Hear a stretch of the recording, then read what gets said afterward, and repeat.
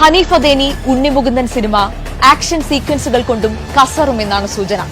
100 ദിവസത്തോളം നീണ്ട ചിത്രത്തിന്റെ ഷെഡ്യൂളിൽ 60 ദിവസത്തോളം ചെലവിട്ടത് ആക്ഷൻ രംഗങ്ങൾക്ക് വേണ്ടി മാത്രമായിരുന്നുവെന്നാണ് സിനിമാ ഗ്രൂപ്പുകളിലെ ചർച്ച. പക്ഷേ മാർക്കോയുടെ റേഞ്ച് കേരളത്തിൽ ഒതുങ്ങാൻ പോകുന്നില്ല.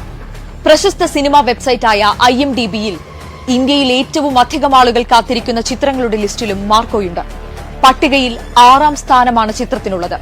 ലിസ്റ്റിൽ മറ്റൊരു മലയാള സിനിമയും ഇടം പിടിച്ചിട്ടില്ല.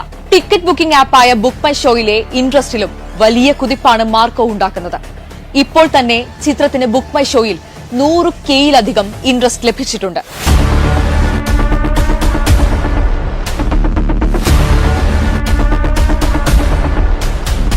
ക്യൂബ്സ് എന്റർടൈൻമെന്റ്സ്, ഉണ്ണിമുകുന്ദൻ ഫിലിംസ് എന്നീ ബാനറുകളിൽ ഷരീഫ് മുഹമ്മദ് നിർമ്മിക്കുന്ന ചിത്രം മലയാളം, ഹിന്ദി, തമിഴ്, തെലുങ്ക്, കന്നഡ ഭാഷകളിൽ റിലീസിനെത്തുന്നുണ്ട്.